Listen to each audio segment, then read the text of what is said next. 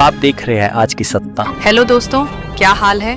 तारीख आज 18 अगस्त 2025, दिन सोमवार, हिंदी तिथि दमी।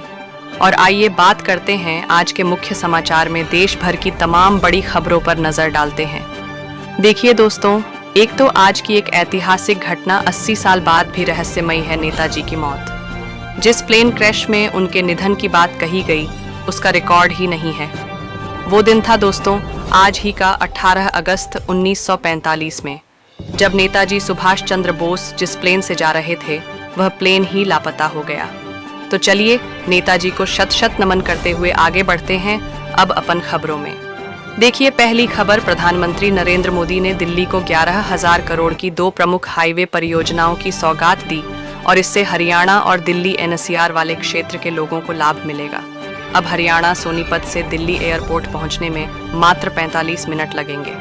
हरियाणा गुरुग्राम को भी रफ्तार देगा यह UAR2 और इन नेशनल हाईवे के अलावा भी हरियाणा को 2,000 करोड़ की सौगात दिए PM मोदी। और इन नए हाईवे के उद्घाटन से NCR में ट्रैफिक जाम से भी मुक्ति मिलेगी। हरियाणा गुरुग्राम की तो लाइफलाइन बनेगा ये द्वारका एक्सप्रेसवे और UAR2। इन दोनों प्रोजेक्ट पर कुल 16,716 करोड़ रुपए खर्च हुए हैं। और इन 2 प्रमुख हाईवे परियोजनाओं का उद्घाटन करते हुए PM मोदी बोले कि देश में हो रही विकास क्रांति की साक्षी बन रही है दिल्ली। और वहीं इस उद्घाटन समारोह के संबोधन में अमेरिका से टेरिफोर के बीच PM मोदी ने देशवासियों से भी कहा कि स्वदेशी अपनाओ। PM बोले कि व्यापारी विदेशी छोड़ मेड इन इंडिया प्रोडक्ट बेचे। चलिए अगली खबर आ रही है। भारत के विदेश सचिव विक्रम मिश्री 2 दिवसीय नेपाल दौरे पर पहुंचे हैं।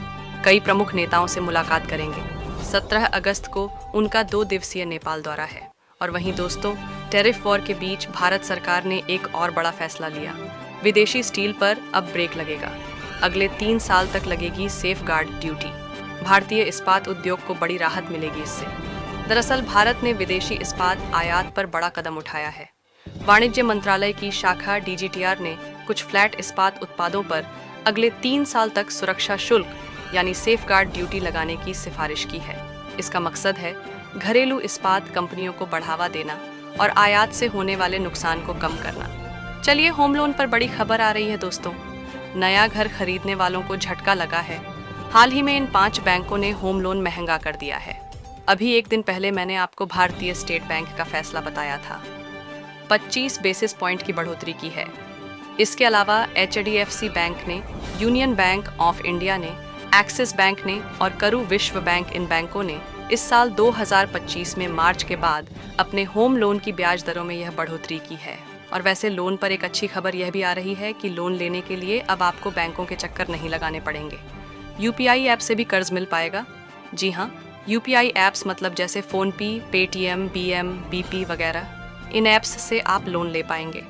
छोटे छोटे लोन लेने वालों को जल्द ही यह बड़ी राहत मिलने वाली है, क्योंकि आखिरकार लंबे इंतजार के बाद UPI पर क्रेडिट लाइन की सुविधा शुरू होने जा रही है।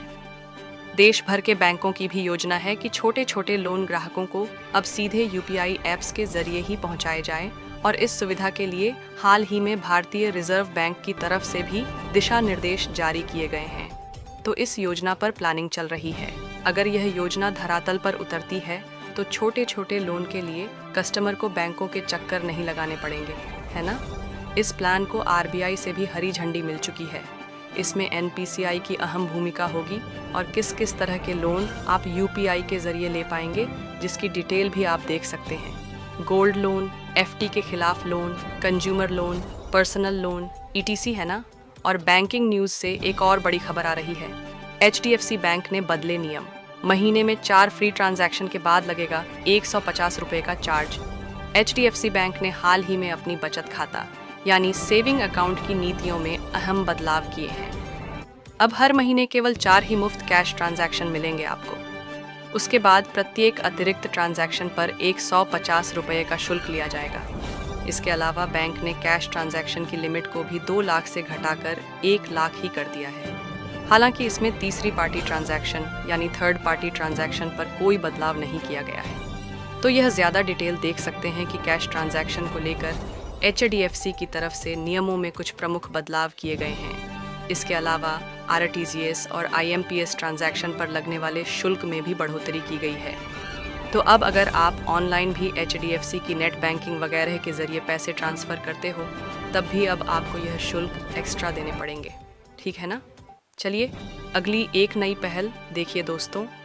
रेलवे की पटरियों से भी अब विद्युत ऊर्जा का उत्पादन होगा। उत्तर प्रदेश वाराणसी के बरेका में 70 मीटर पटरी पर सोलर पैनल बिछाए गए और यह एक नई शुरुआत की गई है। देख सकते हैं आप यह तस्वीरें भी। ट्रेन की पटरियों के ऊपर यह सोलर पैनल लगाए गए हैं ताकि जब तक पटरियों पर धूप आएगी इनके जरिए बिजली उत्पादित होती रहेगी। बस इन पर छाया कब रहेगी? जब इनके ऊपर से ट्रेन गुजरेगी तब छाया होगी, जो कि बहुत ही कम समय तक के लिए रहेगी। बाकी दिन भर जो पटरियां धूप में रहेगी तब तक इनसे बिजली उत्पादन होता रहेगा और इनके ऊपर से ट्रेन गुजरने पर भी इन सोलर पैनल को कोई नुकसान नहीं पहुंचेगा। तो यह एक इंडियन रेलवे की और ऊर्जा मंत्रालय की नई पहल है।